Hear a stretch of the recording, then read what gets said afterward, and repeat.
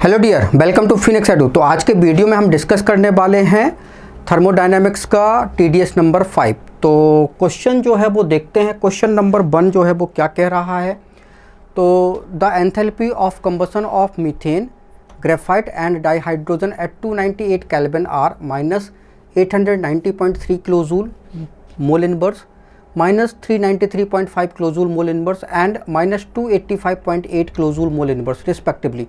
Enthalpy of formation of methane gas will be. Okay, तो methane gas का formation चाहिए। तो मीथेन गैस बनती है, कैसे बनाओगे मीथेन गैस? तो कार्बन एंड हाइड्रोजन से हमारा मीथेन गैस जो है वो बनेगा और डेल्टा H हमको इसके लिए चाहिए। कितना आएगा? ठीक है ना। ओके, अब इसमें क्या है, एंथैल्पी ऑफ कंबशन, मीथेन का कंबशन करोगे तो मीथेन का अगर आपने कंबशन कराया तो ऑक्सीजन में कंबशन कराओगे तो क्या बनेगा?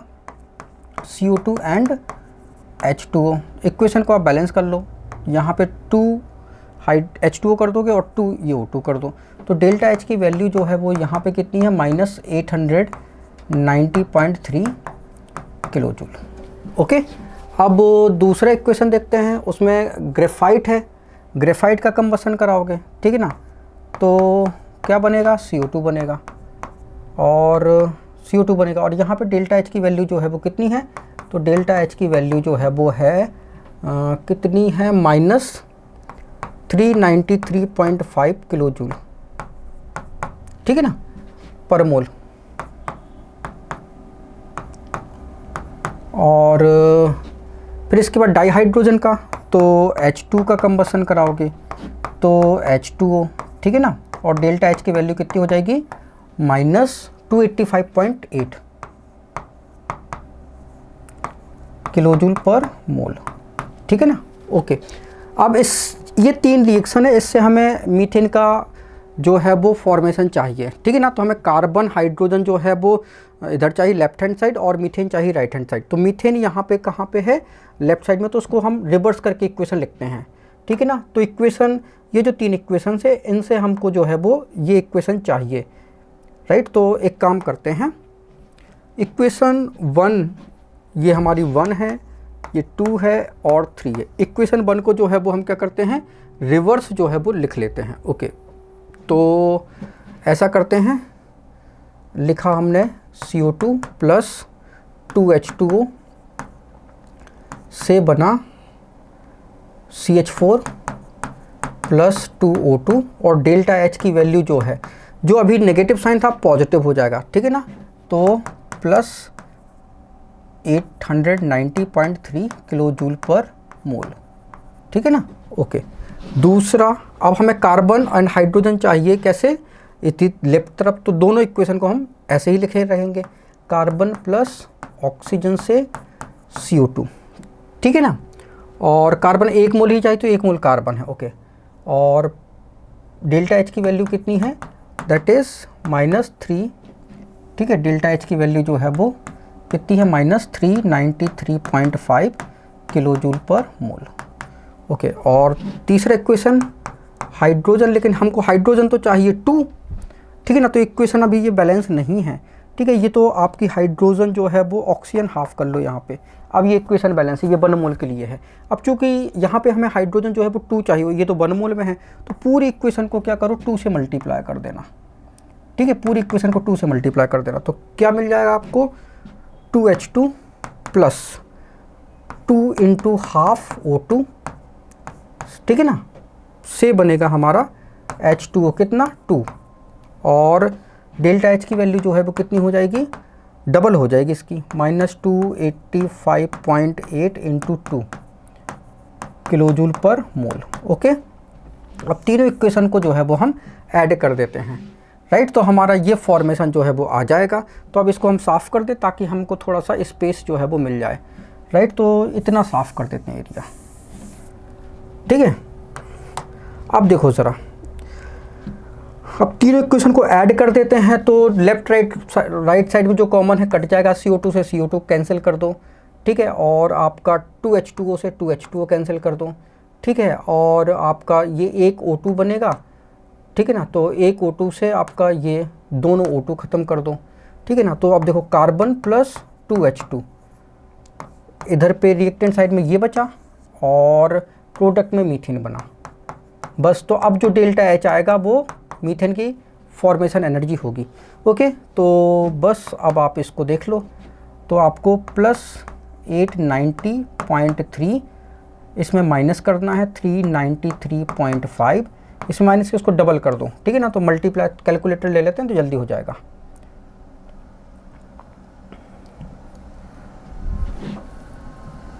तो 285.8 इंटू 2 करोगे तो 571.6, ठीक है ना। बस अब जो है वो कर देते हैं, ठीक है ना। 890.3 इसमें माइनस कर दो, कितना हो जाएगा 393.5, 393.5, ठीक है, माइनस कर दो 571.6। तो आपका प्लस का बचेगा, ओके 538, ओके ये माइनस आ जाएगा, ठीक है ना, -74.8, ठीक है ना। तो डेल्टा एच की वैल्यू जो है वो इतनी आ जाएगी किलो जूल पर मोल, ठीक है ना। तो आंसर जो है वो फर्स्ट ऑप्शन करेक्ट हो जाएगा, ठीक है ना। आगे बढ़ते हैं। Question number second, enthalpy of combustion of carbon to CO2 is 393.5 kilojoule per mole. Calculate the heat released upon formation of 35.2 gram of CO2 from carbon and dioxygen gas. Okay, तो enthalpy of combustion carbon to carbon dioxide, तो भाई carbon का combustion कर दो, ठीक है ना। तो कार्बन जो है वो हमने ऑक्सीजन में जलाया तो CO2 बन गया और डेल्टा एच की वैल्यू कितनी आई -390, कितनी आई -393.5 किलो जूल पर मोल। अब वो कहता है कि calculate the heat released upon formation of 35.2 gram CO2। तो अगर CO2 35.2 ग्राम प्रोड्यूस हो रही है तो डेल्टा एच की वैल्यू जो है कितनी होगी, ठीक है ना। तो अब ये हीट कहता है किलोजूल पर मोल में है, मतलब 1 मोल CO2 अगर बन रहा है तो हीट इतनी निकल रही है। 1 मोल का मास कितना होता है 44 ग्राम CO2 का, राइट। तो 1 मोल का मास इतना ही होता है, तो ठीक है ना। तो 1 मोल, ठीक है ना, CO2 कितना होता है 44 ग्राम के इक्वल होता है। तो अब हम बोल सकते हैं कि सिंस 44 ग्राम CO2 प्रोड्यूस्ड, ठीक है, बाय रिलीजिंग,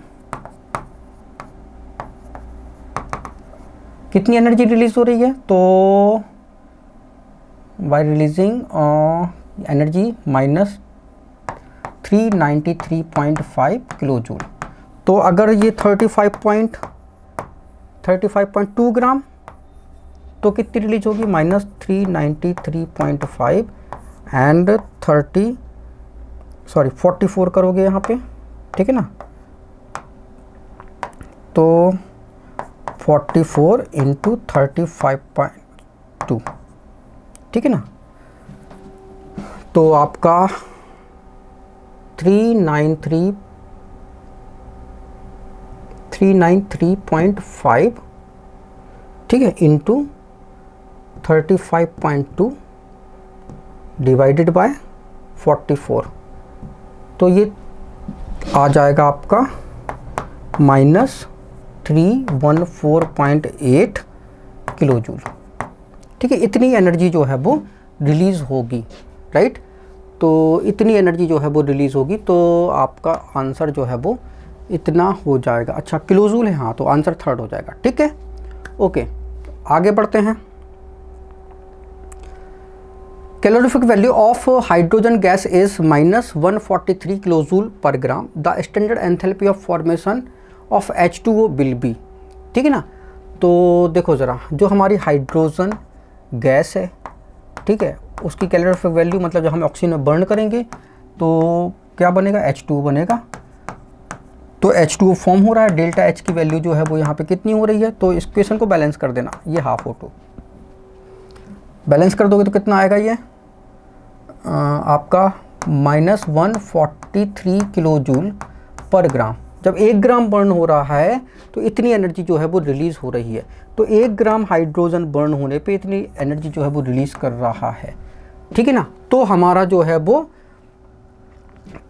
वाटर जो है वो बन रहा है, ठीक है ना। तो 2 ग्राम मतलब 1 मोल हाइड्रोजन बर्न होगा। तो the standard enthalpy of formation of H2O, तो स्टैंडर्ड एंथैल्पी चाहिए तो ये ए पर मोल के लिए होती है, इसलिए 2 ग्राम में निकालना ही पड़ेगा आपको, ठीक है। 2 ग्राम हाइड्रोजन बर्न होगा तो H2 फॉर्मेशन की एनर्जी कितनी होगी, ठीक है ना। तो अब हम बोल सकते हैं सिंस 1 ग्राम हाइड्रोजन जो है वो बर्न होता है तो डेल्टा H जो है वो कितना है -143 किलो जूल। और अगर ये 2 ग्राम मतलब ये 1 मोल बर्न होता है, ठीक है ना। तो डेल्टा H की वैल्यू कितनी हो जाएगी -143 अपॉन 1 इंटू 2 डबल हो जाएगा, ठीक है ना। तो 143 इंटू 2 तो 286, ठीक है ना। तो ये -286 किलो जूल पर मोल आ जाएगा, ठीक है ना। तो ये स्टैंडर्ड एंथैल्पी फॉर्मेशन जो है वो किलो जूल पर मोल में आता है, तो आपका थर्ड ऑप्शन करेक्ट हो जाएगा। आगे बढ़ते हैं।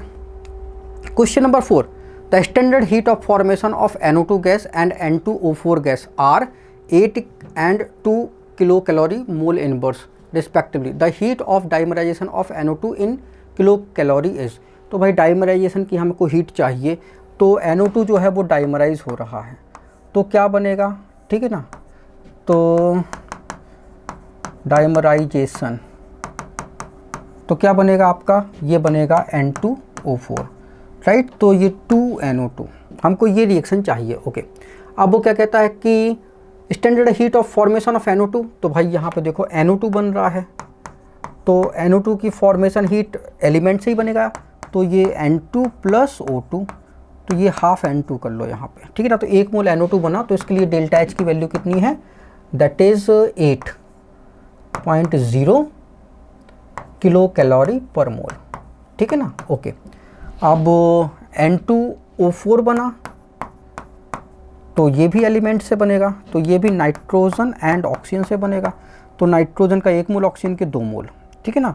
तो डेल्टा H की वैल्यू जो है यहाँ पे कितनी हो जाएगी 2.0 किलो कैलोरी पर मोल, ओके। अब हमें जो है वो इन दोनों इक्वेशन से हमें ये इक्वेशन चाहिए डाइमराइजेशन वाली, तो NO2 हमको इधर लाना पड़ेगा और ये हम, ठीक है, ये ज्यों का त्यों है। तो इक्वेशन फर्स्ट को जो है रिवर्स करके लिखना है। अब चूंकि यहाँ पे 2NO2 है, यहाँ पे NO2 1 है, तो पूरे इक्वेशन को हम क्या करेंगे 2 से मल्टीप्लाई कर देंगे, ठीक है। तो 2 से मल्टीप्लाई जो है वो आपको कर देना है पूरे इक्वेशन को।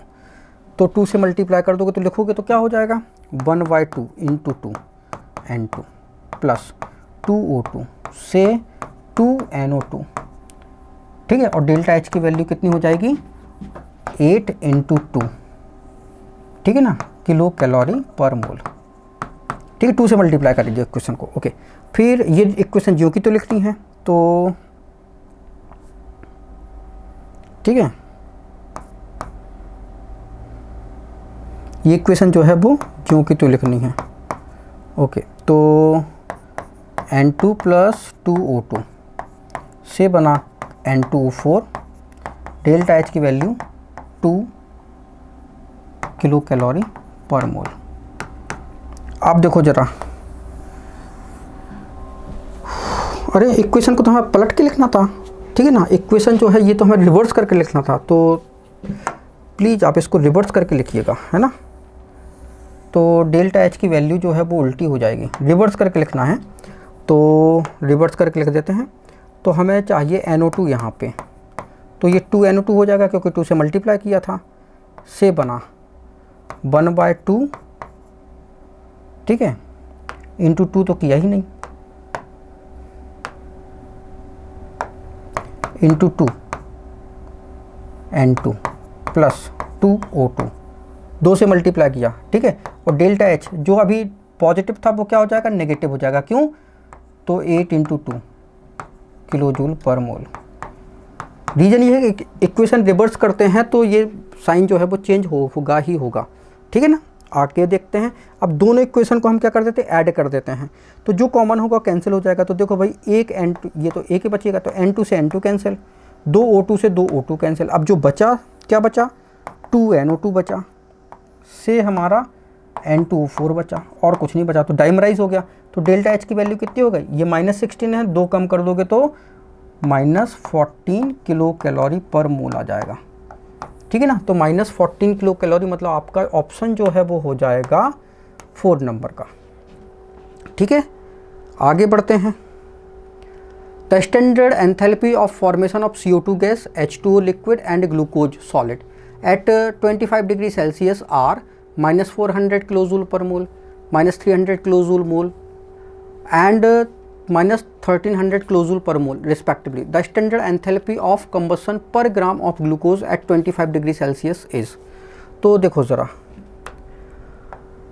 हमको चाहिए standard enthalpy of formation of CO2। तो CO2 का फॉर्मेशन जो है वो हम कैसे करते हैं, तो कार्बन ऑक्सीजन से हमारा बनता है CO2। ठीक है ना, और डेल्टा H जो है वो, जो कि स्टैंडर्ड कंडीशन में 25 डिग्री सेल्सियस, तो कितना है आपका -400। ठीक है ना, और यूनिट क्या हो जाएगी, किलोजूल पर मोल। ओके, दूसरा वाटर का फॉर्मेशन। तो वाटर इक्वेशन बैलेंस है ना, हाँ इक्वेशन बैलेंस चेक कर लेना। वाटर ये बनेगा हाइड्रोजन एंड ऑक्सीजन से, तो ऑक्सीजन जो है वो हाफ लेना पड़ेगा, तभी 1 मोल वाटर बनेगा। और डेल्टा H स्टैंडर्ड की वैल्यू क्या है, कितनी है, -300 किलो जूल पर मोल। ठीक है ना, और ग्लूकोज, ठीक है, ग्लूकोज का फॉर्मेशन, तो ग्लूकोज C6H12O6 ये का फॉर्मेशन करोगे तो हमें 6 कार्बन चाहिए, हमें 6 H2 चाहिए, तो 12 हाइड्रोजन हो जाएंगे, और 3 O2 चाहिए। ठीक है ना, तो 6 ऑक्सीजन हो जाएगा। तो डेल्टा H स्टैंडर्ड की वैल्यू कितनी है, दैट इज माइनस कितनी हो जाएगी, 1300 किलो जूल पर मोल। तो the standard enthalpy of combustion of पर ग्राम ग्लूकोज, तो ग्लूकोज के कंबशन की एनर्जी हमें को चाहिए, तो हमें क्या निकालना है, तो ग्लूकोज के कंबशन की एनर्जी मतलब C6H12O6 ये बर्न हो रहा है ऑक्सीजन में, तो क्या बनेगा, CO2 एंड H2O बनेगा। CO2 कितना बनेगा 6, H2 कितना बनेगा 6, तो ये 6O2 हो जाएगा। ठीक है ना, इक्वेशन जो है हमारी बैलेंस हो गई, यस। और डेल्टा H की वैल्यू यहाँ पे निकालना है कितनी है। ओके, तो हमको इन 3 इक्वेशन में से हमको ये इक्वेशन चाहिए, 3 इक्वेशन मिला के हमें ये इक्वेशन चाहिए। तो ग्लूकोज कहाँ पे है, इस तरफ है, तो यहाँ पे इस रिएक्शन में है, तो इसको रिवर्स करके लिखेंगे, उल्टा लिखेंगे। ठीक है ना, ओके, रिवर्स करके लिखना है और उल्टा करके लिखना है। तो इक्वेशन ये 3 है, इक्वेशन 2 है, इक्वेशन 1 है। ठीक है, इक्वेशन 3 को हम उल्टा करके लिखते हैं, तो इक्वेशन 3 उल्टा करके लिखते हैं। तो सबसे पहले हम इक्वेशन 3 ही लिखते हैं क्योंकि ग्लूकोज चाहिए अपने को। ओके, तो C6H12O6 प्लस ये लिखा जाता तो उस तरफ जाता तो ये माइनस हो जाता। ठीक है ना, तो वो उसी तरफ लिखा जाएगा। ठीक है ना, से बनेगा 6 carbon plus 6H2 plus 3O2। अब डेल्टा H जो यहाँ लिखा था अब उसको उस तरफ ले गए, तो ये पॉजिटिव से क्या हो जाएगा, सॉरी नेगेटिव से पॉजिटिव हो जाएगा, 1300 किलो जूल पर मोल। ओके, अब क्या चाहिए, CO2 उस तरफ और H2 उस तरफ, तो CO2 इस तरफ और H2 उस तरफ, मतलब दोनों इक्वेशन को एज इट इज लिखना है, लेकिन CO2 6 चाहिए, H2O भी 6 चाहिए, तो 6 से मल्टीप्लाई करना है दोनों इक्वेशन को। तो दोनों इक्वेशन को हम क्या करेंगे, 6 से मल्टीप्लाई कर देंगे। ठीक है ना, दोनों इक्वेशन को 6 से मल्टीप्लाई करके लिख देना है, तो मल्टीप्लाई करके लिख देते हैं। तो 6C ये वाली लिख रहे हैं, ठीक है ना, 6C प्लस 6O2 से बनेगा क्या, 6CO2, और डेल्टा H की वैल्यू यहाँ पे कितनी है, डेल्टा H 24 हो जाएगा, -2400 किलो जूल पर मोल। ठीक है ना, ओके।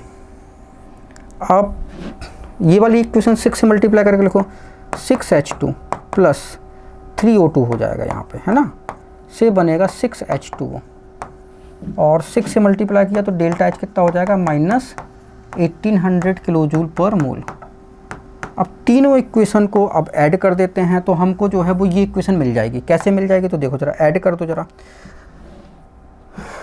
6 कार्बन से 6 कार्बन कैंसिल, अभी 3O2 से आपका 3O2 कैंसिल, 6H2 से 6H2 कैंसिल। अब देखो कंबसन C6H12O6, ये ग्लूकोज, 6O2 ये मिल गया, ठीक है, ये ग्लूकोज है, इससे बनेगा क्या बना 6CO2 एंड 6H2।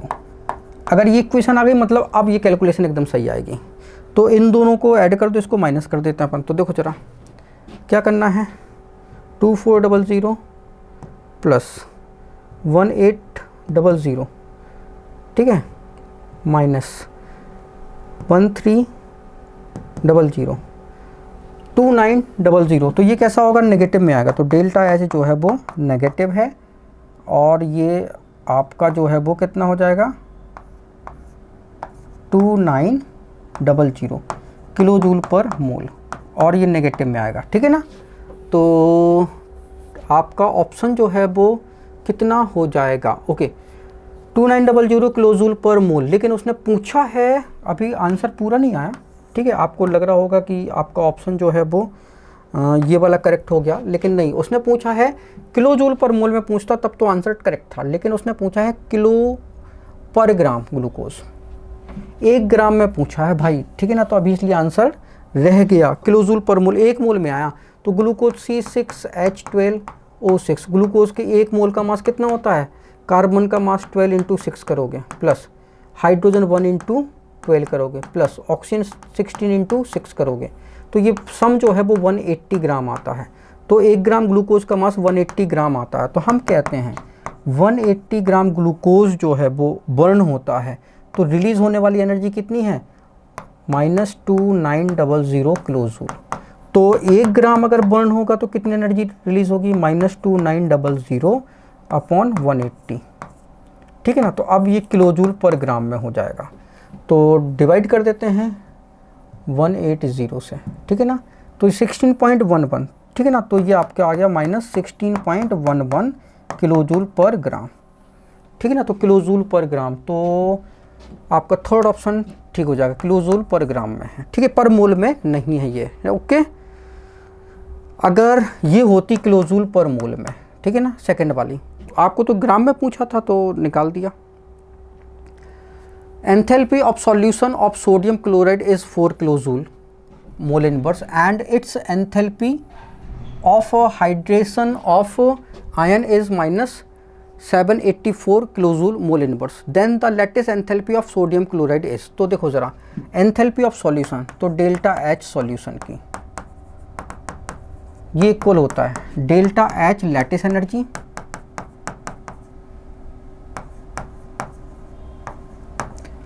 ठीक है, प्लस डेल्टा एच आपकी हाइड्रेशन एनर्जी, ठीक है ना। तो ये फॉर्मूला है। तो भाई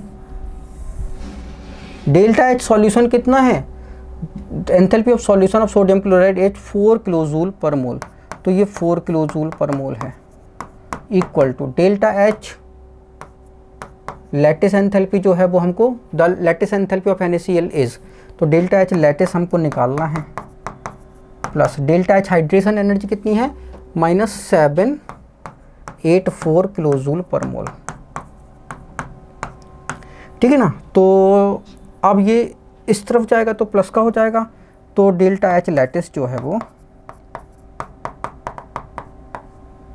कितना हो जाएगा, दैट इज 4 + 784, ठीक है, किलो जूल पर मोल। तो ये हो जाएगा आपका 788 किलो जूल पर मोल, ठीक है। तो ये प्लस का हो जाएगा, ओके। आगे बढ़ते हैं। Question number 7, in C2H4 formation of carbon carbon double bond and carbon single bond, ठीक है, ये सिंगल बॉन्ड लगा लेना यहाँ पे, इज -590 किलो जूल पर मोल एंड -331 किलो जूल पर mole respectively. What is enthalpy change when enthalpy polymerization to form polyethene. तो देखो ज़रा पॉलीएथीन बन रहा है तो मतलब CH2 डबल बॉन्ड CH2, इसका पॉलीमराइजेशन हो रहा है इससे हमारा बन रहा है CH2 सिंगल बॉन्ड CH2 और ये N, ठीक है ना। ओके, तो ये पॉलीमराइजेशन हो गया। अब हमको क्या बताना है कि what enthalpy change when ethylene polymerize to form polyethene. तो इसके पॉलीमराइजेशन से कितनी एंथैल्पी जो है वो आएगी। ओके, अब डेटा क्या दे रहा है भाई, डेटा दे रहा है कि कार्बन कार्बन डबल बॉन्ड, ठीक है, वो है आपका -590 किलोजूल पर मोल,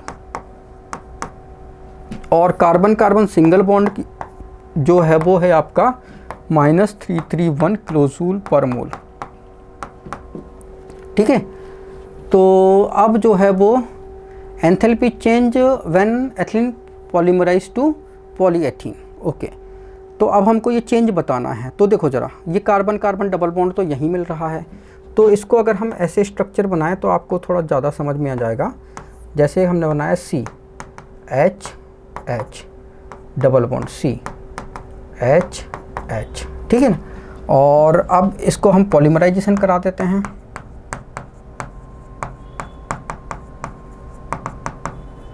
तो क्या हो जाएगा, C single bond C, H तो ज्यों के त्यों, और यहाँ पे जो है वो आधा आधा बॉन्ड बन गया, मतलब ये टोटल एक बॉन्ड बन जाएगा। तो 1 और 1 2 बॉन्ड बन गए। तो कार्बन कार्बन डबल बॉन्ड की बॉन्ड लेंथ कितनी है, -590 किलोजूल पर मोल, और इसकी बॉन्ड लेंथ कितनी हो गई, अब ये है एक मोल की कितनी है, -331, और इंटू 2 कर दोगे क्योंकि अब 2 मोल बन चुका है, तो ये हो जाएगा -662 किलोजूल, ठीक है ना। ओके, अब देखो ज़रा kilojoule per mole.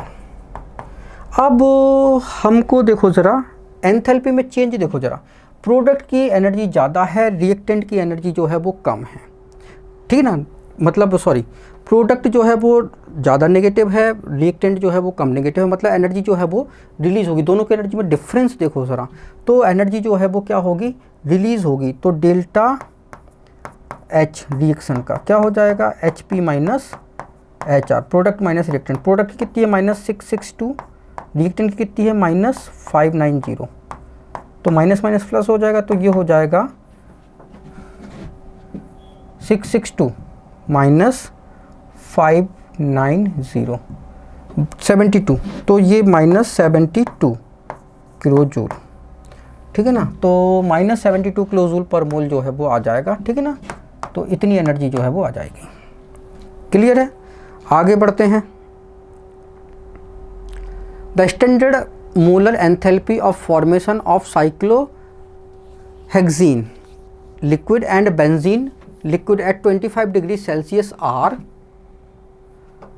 -156 and +49 kilojule per mole respectively. The standard enthalpy of hydrogenation of cyclohexene at 25 degrees Celsius is -119 kilojule mole inverse. Use these data to estimate the magnitude of the resonance energy of benzene. तो benzene की resonance energy जो है वो हमको चाहिए। Okay, तो आगे बढ़ते हैं भाई। Standard molar enthalpy of formation cyclohexane. तो साइक्लोहेक्सेन कैसे बनता है, तो साइक्लोहेक्सेन मतलब C6H12 कैसे बनता है भाई, तो ये 6 कार्बन एंड H2 कितना 6 से ये बन जाएगा। कितनी एनर्जी है भाई फॉर्मेशन की, standard enthalpy delta H standard -156 kilo joule पर मोल। ओके, फिर है बेंजीन का फॉर्मेशन। तो बेंजीन जो है वो C6H6 होता है। इसका फॉर्मेशन 6 कार्बन यूज़ होंगे और हाइड्रोजन कितने होंगे, 3 हाइड्रोजन यूज़ होंगे। तो स्टैंडर्ड एंथैल्पी ऑफ फॉर्मेशन कितना है, प्लस का 49 है किलोजूल पर मोल। ओके, फिर the standard enthalpy of hydrogenation of cyclohexene at 25 degree Celsius इतना है। तो साइक्लोहेक्सीन तो ये होता है C6H10, ठीक है। साइक्लोहेक्सीन मतलब आपका ऐसा होगा, ये साइक्लोहेक्सीन है, डबल बॉन्ड है, ठीक है।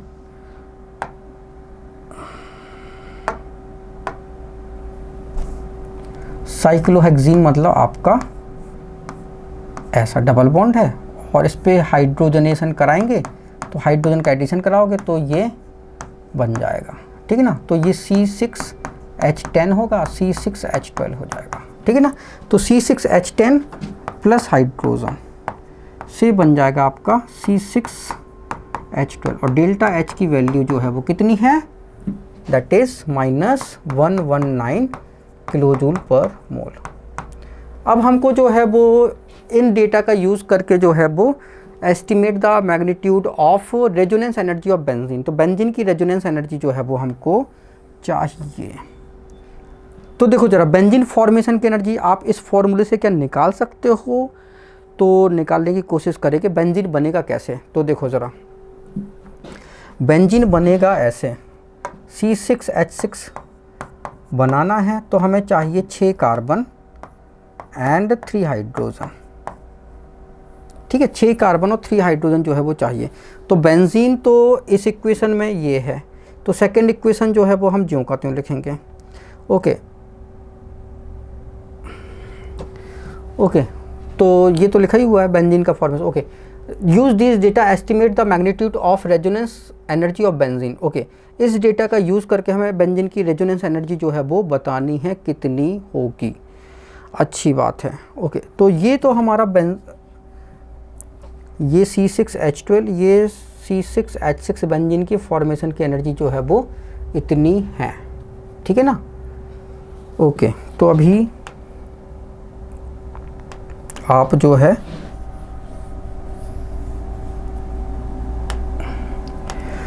इधर पे आओ। देखो ज़रा, ये जो हमारा जो है C6H12 C6H10 इससे हमारा ये बना, तो इसकी एनर्जी जो है वो आपकी आई थी कितनी, ओह, इससे आपकी एनर्जी जो है वो डेल्टा H जो है वो कितना आया है, डेल्टा H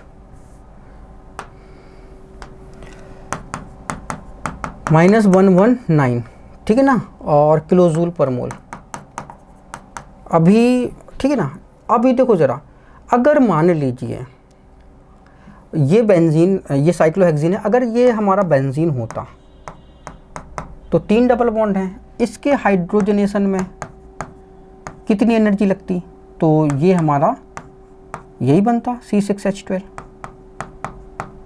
तो इसके हाइड्रोजनेशन की एनर्जी कितनी होती, इसका 3 टाइम्स होती, तो डेल्टा H -119 इंटू 3 कर दोगे तो कितना हो जाएगा,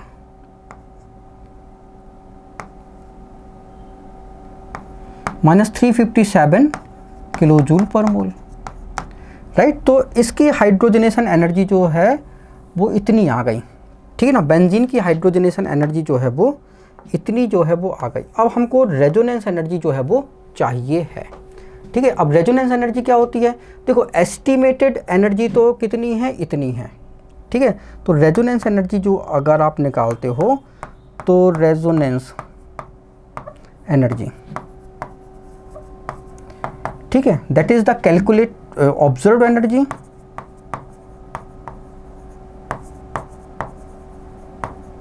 माइनस कैलकुलेटेड एनर्जी,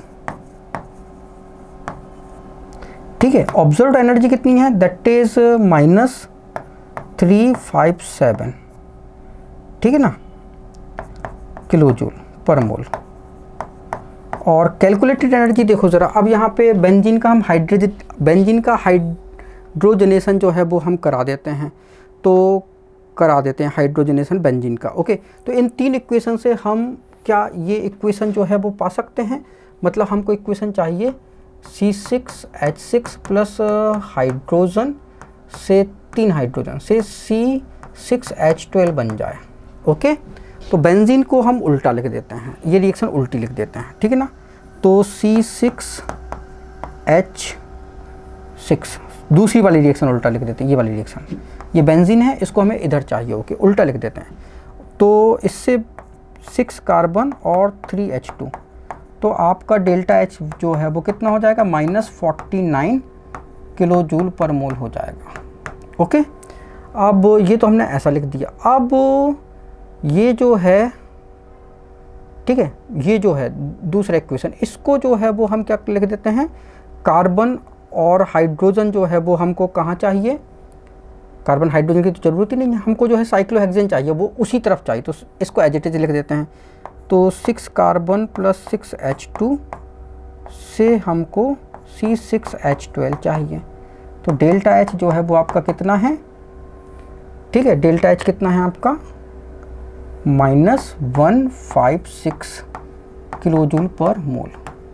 ठीक है, अब देखो ज़रा, 6 कार्बन से 6 कार्बन कैंसिल, तो 6 कार्बन से 6 कार्बन कैंसिल, 6 हाइड्रोजन से 6 हाइड्रोजन कैंसिल, ठीक है, सॉरी 3 हाइड्रोजन थे, 3 हाइड्रोजन से 3 हाइड्रोजन कैंसिल, ठीक है ना। तो यहाँ पे 6 हाइड्रोजन है तो 3 हाइड्रोजन अभी बच जाएंगे, ठीक है ना। तो 3H2 बच जाएगा और ये 3 हाइड्रोजन कैंसिल हो जाएंगे। तो C6H6 प्लस 3 हाइड्रोजन से जो हमारी यहाँ पे एनर्जी आई कितनी आई, that is delta H minus, ठीक है, 9 10 5 15 10 2 -205 आई, ठीक है ना। तो ये एनर्जी हमारी इतनी है और कैलकुलेटेड एनर्जी जो है वो -205 है। तो अब जो एनर्जी आई हमारी कितनी आई, 357, ठीक है, और ये -205, तो आपका 152, तो ये माइनस का 152 किलो जूल पर मोल आएगा, ठीक है। तो माइनस माइनस प्लस हो जाएगा और ये माइनस तो इतना बचेगा, ठीक है ना, -152 बचेगा। तो आपका आंसर जो है वो हो जाएगा कौन सा, फर्स्ट ऑप्शन हो जाएगा, ठीक है ना। तो फर्स्ट ऑप्शन जो है वो आपका करेक्ट हो जाएगा, ठीक है। आगे बढ़ते हैं। Enthalpy of neutralisation of the reaction between acetic acid and NaOH aqueous is -13.2 kilocalorie per equivalent, and that of reaction between H2SO4 aqueous and KOH aqueous is -13.7 kilocalorie per equivalent. The enthalpy of dissociation of acetic acid is, तो देखो ज़रा, जो हमारा, ठीक है, हमारा जो है neutralisation reaction acetic acid and NaOH, तो CH3COOH और ये NaOH से बनेगा हमारा CH3COO Na प्लस H2O, ठीक है ना। तो ये हमारा जो है वो आपका देखो ज़रा स्ट्रॉन्ग बेस है और ये वीक एसिड है, ठीक है, ये वीक एसिड है। तो ये वीक एसिड स्ट्रॉन्ग बेस की रिएक्शन से बनेगा हमारा। तो डेल्टा H की वैल्यू जो यहाँ पे होगी वो थोड़ी सी कम आएगी, कितनी कम आ रही है, -13.2, ठीक है ना, किलो जूल पर मोल, ठीक है, पर इक्विवेलेंट है, तो पर इक्विवेलेंट, ठीक है ना। ओके, अभी दूसरा रिएक्शन देखो ज़रा, फिर हमारा H2SO4 और हमारा KOH है, तो K2SO4 एंड H2O, ठीक है। तो KHSO4 कर लो, 1 मोल बना लो यहाँ पे, ठीक है। तो इसके लिए डेल्टा H की वैल्यू जो है वो कितनी आई, -13.7 किलो जूल पर इक्विवेलेंट, ठीक है ना। तो the enthalpy of dissociation acetic acid का कितना चाहिए, तो देखो ज़रा, ये जो है वो हमारा स्ट्रॉन्ग एसिड स्ट्रॉन्ग बेस, तो स्ट्रॉन्ग एसिड स्ट्रॉन्ग बेस की एनर्जी जो है वो सबसे ज़्यादा होती है, मैक्सिमम होती है। और वीक एसिड स्ट्रॉन्ग बेस हो या स्ट्रॉन्ग एसिड वीक बेस हो, या दोनों वीक हो या दोनों स्ट्रॉन्ग हो, तो अब डिसोसिएशन एनर्जी जो है वो निकालते हैं। तो कैसे निकालते हैं, ठीक है ना। तो डिसोसिएशन ऑफ एसिड, तो डिसोसिएशन ऑफ एसिड मतलब जो वीक होता है उसका डिसोसिएशन, तो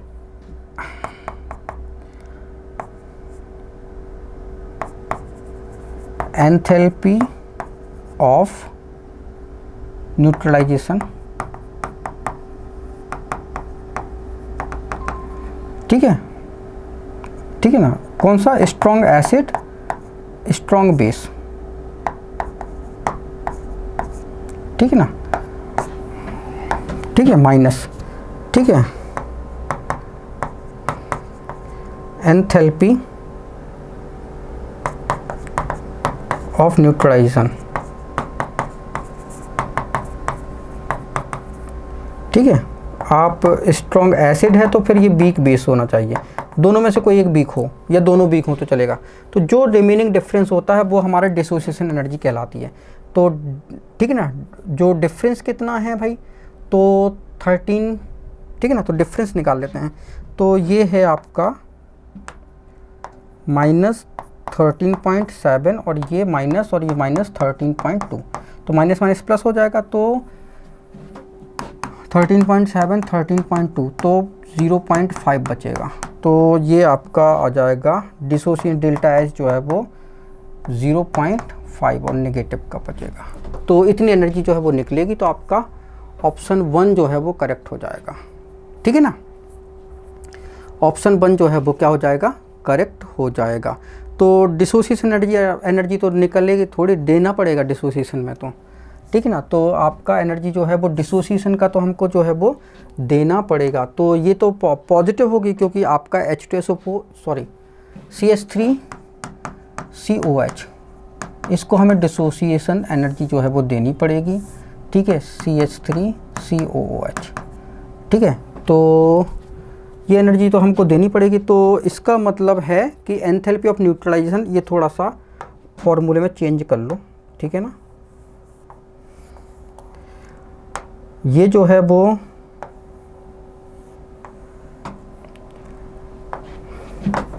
स्ट्रॉन्ग एसिड स्ट्रॉन्ग बेस, ठीक है, और ये स्ट्रॉन्ग बेस वीक एसिड, ठीक है ना। तो ये -13 पॉइंट कितना हो जाएगा 2 -13.7, ठीक है ना। तो ये आपका जो है वो प्लस का 0.5 आएगा क्योंकि आपको डिसोसिएशन में एनर्जी देनी पड़ेगी, राइट। तो प्लस में आएगा, नेगेटिव नहीं आना चाहिए आंसर उसका, ठीक है ना। तो हमारा क्वेश्चन नंबर 10 है, calculate the enthalpy change when 50 millilitre of 0.01 m calcium hydroxide react with 25 millilitre of 0.01 m HCl given that delta H neutralisation of strong acid and strong base is 140 kilo calorie mole inverse. तो देखो ज़रा, ये हमारा calcium hydroxide है, ठीक है ना। तो मोल क्या होता है, that is the molarity into volume.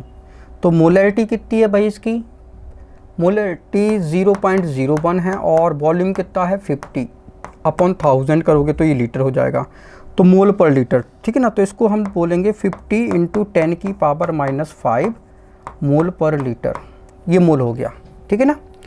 Okay, HCl देख लेते हैं। HCl कितना है, इसके मोल देखो जरा HCl के, मोलैरिटी इनटू वॉल्यूम।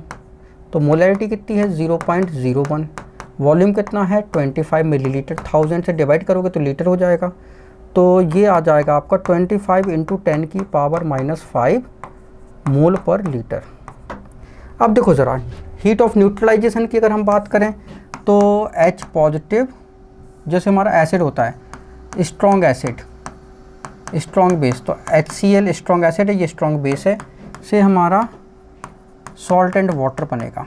तो जो वाटर बन रहा है ना रिएक्शन में, मतलब H पॉजिटिव OH निगेटिव, इसके फॉर्मेशन में जो एनर्जी निकलती है उसको हम न्यूट्रलाइजेशन एनर्जी बोलते हैं, ठीक है ना।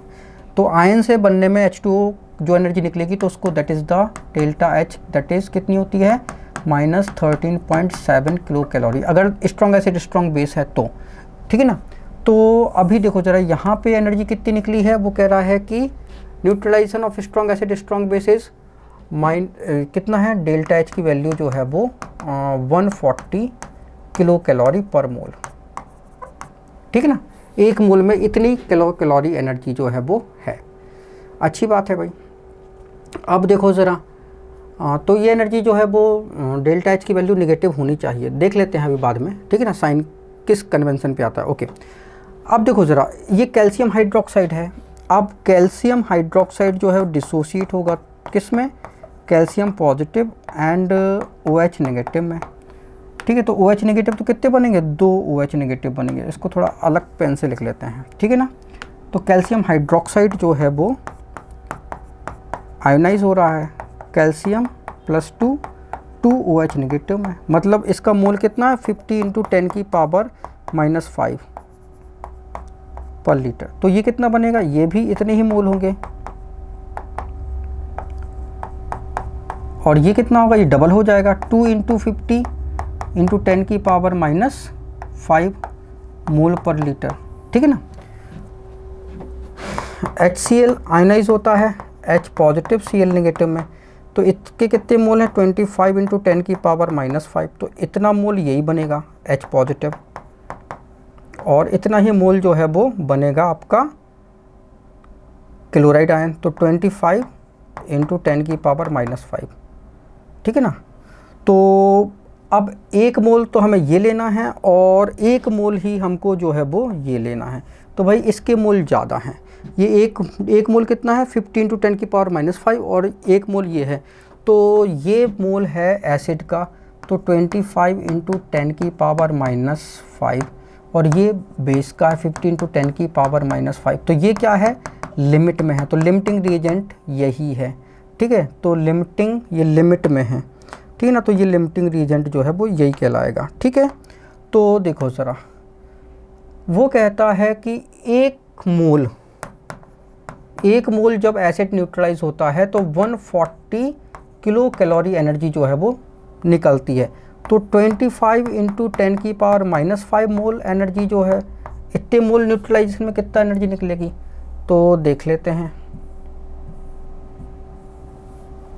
तो 140, ठीक है, × 25 × 10⁻5, ठीक है ना, तो 140 × 25 कितना हो जाएगा, 3500 × 10⁻5, ठीक है ना, किलो कैलोरी पर मोल। ओके, तो अभी आंसर जो है वो आपका किलो कैलोरी पर मोल, और हमको तो चाहिए कैलोरी पर मोल में, तो किलो मतलब होता है 10⁻3, तो ये 3500 × 10⁻5 × 10⁻3 कर दोगे तो ये कैलोरी पर मोल हो जाएगा, ठीक है ना। तो 3 से ये 3 कैंसिल हो जाएगा और ये जो है वो यहाँ पे 2 कैंसिल, तो ये आपका 35 कैलोरी पर मोल आ जाएगा, ठीक है ना। ये से आपके ये -5 चला जाएगा, तो 35 कैलोरी आ जाएगा आपका, ठीक है ना, पर मोल। फिर 11 नंबर क्वेश्चन देखते हैं। Using the data provided calculate the bond energy of carbon carbon double bond in C2H2 that energy is taken the bond energy of carbon hydrogen as 350 kilojoule per mole. Okay, तो bond energy जो है वो हमें carbon carbon double bond की दी गई है C2H2 की, ठीक है ना। तो देखो ज़रा, ये रिएक्शन है हमारे पास, ये 2 कार्बन, ठीक है, सॉलिड है, और ये हाइड्रोजन गैस है, से हमारा C2H2 जो है वो बना है, और डेल्टा H की वैल्यू यहाँ पे 225 किलोजूल पर मोल है, ठीक है ना, इतनी मोल है। हमें कार्बन कार्बन डबल बॉन्ड की बॉन्ड लेंथ जो है वो चाहिए। ओके, तो इसमें जो है वो दूसरी रिएक्शन, कार्बन जो है ये सॉलिड था, तो कार्बन जो है वो क्या बना, गैस बना, ठीक है। तो 2 कार्बन गैस बना, मतलब ये इसके बॉन्ड जो है वो टूट गए, ठीक है ना। तो ये पहले लिख लेते हैं इसकी फिजिकल स्टेट। ओके, तो ये गैस बन गया, ठीक है ना, तो इसके बॉन्ड टूट गए। कार्बन कार्बन बॉन्ड तोड़ने के लिए डेल्टा H की वैल्यू जो है वो कितनी है, 1410 kilojoule per mole. Okay, hydrogen bond तोड़ने के लिए एनर्जी कितनी है, हाइड्रोजन बॉन्ड ये गैस है, से 2H बना, ये भी गैस है, तो इसके लिए एनर्जी कितनी है, 330 किलोजूल पर मोल। ओके, अब देखो ज़रा, अब हमें बॉन्ड एनर्जी जो है वो कार्बन कार्बन डबल बॉन्ड की चाहिए। तो ये अगर हम इसको देखें तो ये C डबल बॉन्ड C और 2 हाइड्रोजन जो है वो ऐसे लगे हुए हैं, ठीक है ना। तो डेल्टा H